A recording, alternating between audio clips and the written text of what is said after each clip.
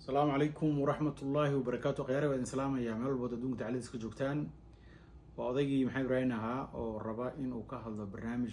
كوسابسن immigration برنامج هذا سون كهذا جري إن دوالي وحد مداينا عن كجابي دنا إسكا family issues كبرسونال أمريكي أين مشغولين وحن ربا إننا أبرد جرايو كو برنامج كأو كندا immigration كذا waxaa kaloon rabaa inaan ka hadlo dhalinyaro fara badan oo barihan waad arkayseen ka tahriibaya wadankii Soomaaliya oo isduubaya oo ayagoo saxaraha maraya iyagoo badaha jeexaya isa soo duubay oo u maleynaya in adduunka meesha ugu fiicneyd iyo hawsha ugu fiicneyd ay gaareen iyadana waxaan rabaa inaan kelmad ka dhaho Canada horta way yareysay immigrationka imaanayay dadka soo galiyay waxba iska dhimay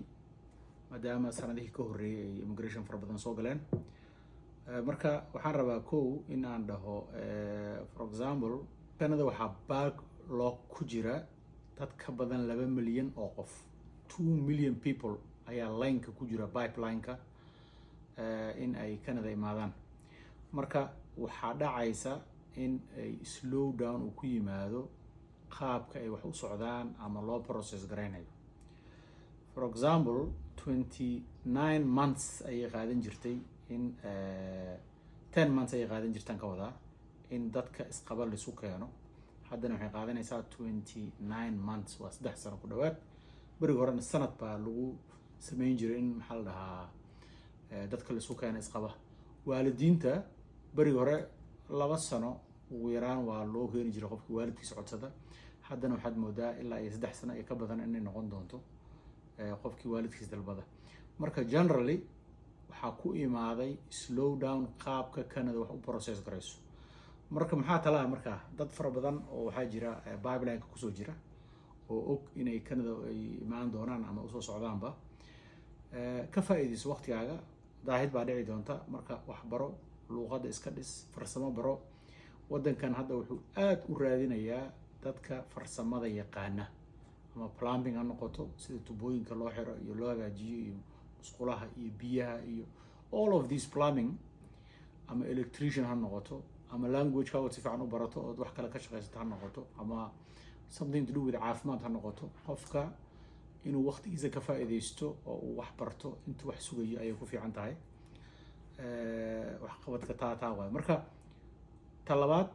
dhalinyaro fara badan baa ku soo socota Europe ama meelo kale u soo tahriibaysa iyaduna hawsha ma sahlana wad aragteen dad fara badan oo lagu haysto Libya iyo meelo kaleba oo la garaacayo la dilayo lagu dhimanayo meelahaas marka number 1 waxaan soo jeedin lahayn in dadka aan naftooda aysan halalaadinin oo meel aanan muxuu ahaa munaasib ahayn aysan soo marin ta kale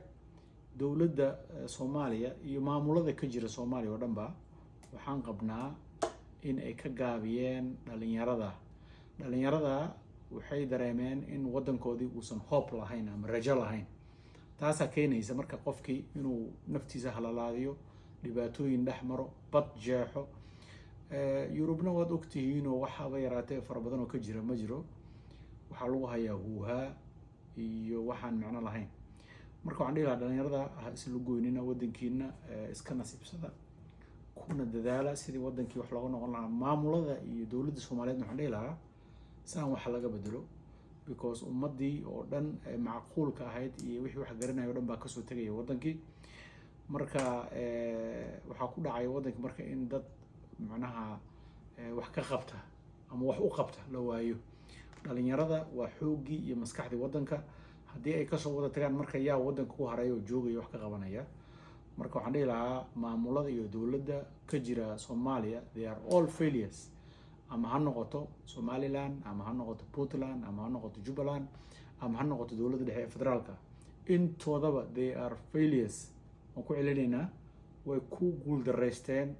in ay dhalinyarada Soomaaliyeed ay niyadda u dhisaan wadankooda u dhisaan wax u qabtaan way ku guul dareysteen maamulada marka waxaan rabaa inaan hadalkayga ku soo koobo wixii hadda ka dambeeya insha Allah waxaan keeni doonaa barnaamijyo isku xiga oo ku saabsan immigrationka iyo daily newska adduunka ka jira iyo wixii soo kordha waa idin salaamayaa subscribe noo saara insha allah like-na noo saara khayr iyo baraar aan idin rajeynayaa from now on I will be available insha allah khayr iyo baraar asalaamu calaykum waraxmatullahi wabarakatu